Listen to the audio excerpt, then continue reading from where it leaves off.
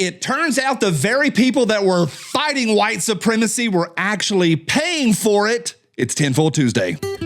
So if you like exposing truth and dropping truth bombs, then welcome to Tinfoil Tuesday.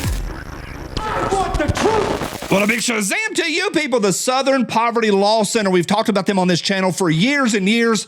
We're going to talk about this. This is very low-level tinfoil, but I think from the higher view, the 10,000-foot view, there's a lot here. Stay with me till the end. I think you're going to laugh. I'm going to give you some resources to be able to chase this a little bit, but we open with fact. This is from the AP. I mentioned it yesterday. Southern Poverty Law Center charged with defrauding donors with payments to extremist informants. This is directly from that article. The Southern Poverty Law Center was indicted Tuesday on federal fraud charges, alleging it improperly raised millions of dollars to secretly pay leaders of the KKK and other hate groups for inside information, Acting Attorney General Todd Blanche said. Let me read a little more. The Justice Department alleges the civil rights group defrauded donors by using their money to fund the very extremism it claimed to be fighting, with more than $3 million paid to informants through a now defunct program to infiltrate white supremacists and other extreme groups. Prosecutors allege some of the money was used by extremists to carry out other crimes, but court papers did not include specific examples. A little more. The SPLC was not dismantling these groups. It was instead manufacturing the extremism it purports to oppose by paying sources to stoke racial hatred, Blanche said. Now, a lot of y'all don't know the SPLC, and it's not good. Like, literally nothing they do is good. SPLC, they're the ones that define and put the boundaries up of what is extreme. This is straight from their website. I pulled it this morning. This is their 4 goals: strengthening democracy and voting rights, dismantling white supremacy, ending unjust imprisonment, and eliminating poverty and economic inequality. Also from their website, first the South, then the nation. They are not subtle in what their goals are, but it turns out they've been funding the very thing that they're fighting. Years ago, my friend Jason Knight told me this, the blacksmith, y'all know him. He said the victim often, if not always, is the predator. And they're the predator, pretending, oh my gosh, we're victims of all this inequality and injustice. Nope, turns out they're the predator, the one funding all of this nonsense. From their website, also, a beacon of hope for 55 years. I found a hate map. If you want to know where the hate really is, they have a hate map. And it goes, the level of idiocy goes on and on and on. Let me give you 2 resources if you want to chase this down. The first is my buddy, Mr. Guns and Gear, and he has a really, really solid video on this, and he went through his own experience with the SPLC, how they attacked him, how he ties it in. He does a really good job. He has all the receipts. I'll link to that down below. But he goes through everything from like Adpocalypse forward to what they've done to his channel, as well as his social media over the years. It's a solid resource. Link is down there. I mentioned Adpocalypse. SPLC was part of the Adpocalypse back in the late teens, the 20-teens. SPLC announces policy recommendations for social media, internet companies to fight hate online. From the Hollywood Reporter, YouTube removes 17,000 channels for hate speech, including Mr. Guns and Gear's channel. Whoop, was out of there. Brownells, whoop, out of there.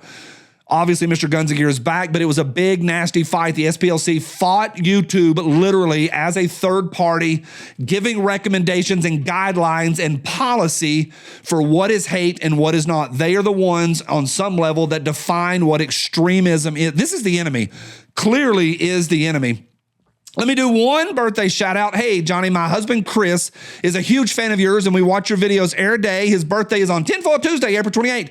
Give him a birthday shout out, and the American Shotgun Guy, he'd really love it. Thanks for helping me make his birthday special. P.S.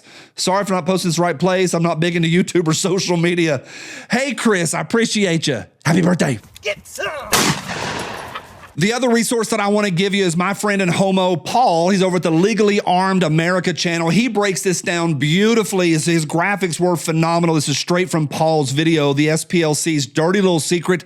They paid the monsters they claimed to fight. $3 million funneled to the extremists, to the Klansmen, to the Aryan Nation, to the National Socialist Movement, and other so-called white supremacists. I will link to his video down below also.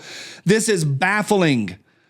That is not tinfoil. All of this is fact. Let me move over to tinfoil for Tinfoil Tuesday in that we knew this. We knew it. This is not a big surprise. Check out those two videos I have down there. You can find them on their channels. A couple years ago, I covered this. Fed Boys. Fed Boys. Fed Boys. This was a gay pride event, a rally up in Idaho, Coeur d'Alene, Idaho, that these dudes showed up called the Patriot Front. We saw this. This was back in 2022. I covered it. And we saw that. We're like, that's not real. It's not real. We knew this stuff is not real. It's manufactured. I have no idea if the SPLC did this, but somebody paid for this, probably a Soros-funded organization. Somebody in the Hollywood elite paid for this. I ain't buying any of it. They show up to this rally. They all get arrested. They're very polite. Their boots are brand new. Their balaclavas are matching and brand new. All of them showed up in a U-Haul truck, all nice, all fit, all the same age, most of them clean cut. And as you go through them here, I'm telling you, you look at their mug shots and you're like, nah, Fed boy, Fed boy, Fed boy, Fed boy, Fed boy, Fed boy. They're all a bunch of Fed boys. I'm not buying it. The point of today's video is to stop and go, you know what? The ones that were fighting the KKK were funneling the money to them so they can pretend to be victims and restrict your rights even more and do things like adpocalypse and fighting free speech even on this platform. It ain't great, but it is hilarious. This is from KBTX Channel 3. U-Haul bans white supremacist members who rented trucks for downtown demonstration. Even U-Haul had to get in the middle of this Fed boy operation. They say that white people and white extremism is a danger to America and they're going to fight it while paying for all of it. Hey, car seat kid, what do you say? A bullshit? A bullshit? A bullshit. A bullshit. Welcome to Tinfoil Tuesday. We hope you sing along.